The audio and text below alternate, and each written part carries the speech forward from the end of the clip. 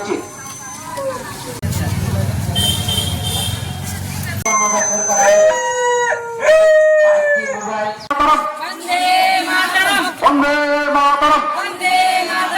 আশা কর্মী সংঘ জিন্দাবাদ, ভারতীয় মজদুর সংঘ জিন্দাবাদ।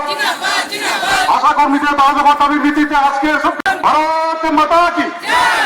আশা কর্মী এবং আশা ফেসিলিটেটরদের বিভিন্ন দাবির ভিত্তিতে ক্ষতিপূরণ হিসেবে 5 লক্ষ টাকা প্রদান করতে হবে।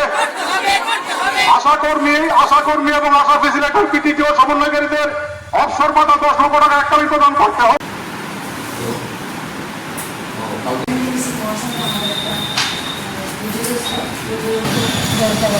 এটা এগুলি আমরা যে মহাসংঘে এটা আমাদের প্রত্যেক অল ইন্ডিয়া ভিত্তিতে এই ডিস্ট্রিক্টে ধর্ণা রেলি হচ্ছে। তো ওই ভিত্তিতেই আজকে আমাদের খোয়াই ডিস্ট্রিক্টে ডেপুটেশন। তো আমাদের 10 দফা দাবি যে আমাদের মহাসংঘের দাবি রয়েছে, আর কিছু কিছু দাবি আমাদের লোকাল দাবিও রয়েছে। তো 10 দফা দাবির মধ্যে বিশেষ দাবি হচ্ছে আমাদের যে আশা কর্মীদের 18,000 টাকা আমাদের বেতন প্রদান করতে হবে এবং ফেসিলিটার দিতে দিয়ে 24,000 টাকা বেতন করতে হবে। দ্বিতীয় দাবি হচ্ছে আমাদের ইপিএফ এবং ইএসআইএ আওতায় আনার জন্য আবেদন রইল এবং আমাদের পেনশন আওতায় জন্য আবেদন করেছি আমরা স্যারের কাছে। তো আমাদের যে দুর্ঘটনার ক্ষেত্রে মৃত্যুর জন্য 5 লক্ষ টাকা দাবি করেছি আমরা এবং আশাকর্মীরা যেন অবসরপ্রাপ্ত ভাতা 10 লক্ষ টাকা যাতে দেয় তার জন্য আমরা দাবি করেছি এবং যোগ্য আশাকর্মীদের ফেসিলিটেটর এবং ফেসিলিটিদের এএনএম পদে নিযুক্ত করার জন্য আমরা আবেদন করেছি। আশাকর্মীদের অবসরের বয়সসীমা বাতিল করে তাদের যোগ্যতা অনুসারে কাজ দিতে হবে। আশাকর্মীদের বছরে 2 বার ইউনিফর্ম এটা অথবা ড্রেস কোডের জন্য অর্থ প্রদান নিশ্চিত করার জন্য আমরা আবেদন করেছি স্যারের কাছে।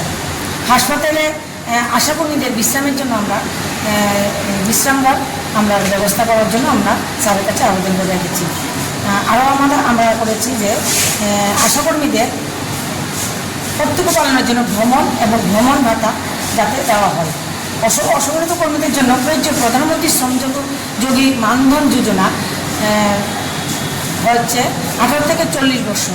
তবে আমরা যাচ্ছি যে আমাদের অনেক দিদিদের 40-এর উপরে আমাদের বয়স হয়ে গেছে।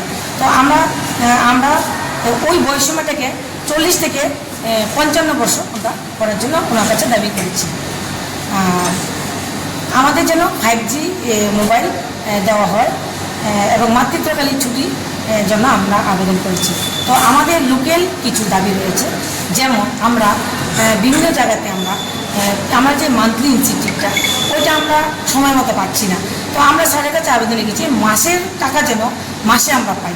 আমাদের একটা 2022-এ আমাদের সরকার, আমাদের রাষ্ট্রপতি সরকার আমাদের 1,000 টাকা আমাদের বাড়িয়েছিল। তো ওইটা প্রেস কনফারেন্সের মাধ্যমে আমাদের দিয়েছিল। তো ওই টাকাটা যেন আমাদের ইনসিভিটের সঙ্গে যাতে দিয়ে দেয় ওইটা আমরা আমাদের স্যারের কাছে আবেদন রেখেছি। আর আমাদের যে 133% একটা আমাদের যে সরকার থেকে পাই, আমাদের ত্রিপুরা সরকার থেকে যেটা পাচ্ছি ওইটা যেন আমরা সময় মতো পাই, ওই দাবিগুলি আমরা রেখেছি। স্যার কি বলেছে? স্যার বলেছেন হ্যাঁ আমি দেখব, আমরা উপরে এই যে আপনার দাবিগুলো আমরা পাঠিয়ে দেব এবং আমরা যে ছোটো ছোটো সমস্যাগুলি রয়েছে, যে বিভিন্ন দাবিগুলো রয়েছে আমরা দিব, আশ্বাস দিয়েছেন উনি করে দেবেন। আচ্ছা, আপনার নাম? আমার নাম স্বপ্না দাস, আমি স্টেট ত্রিপুরা আশা কর্মীর সঙ্গে জিএস। ধন্যবাদ।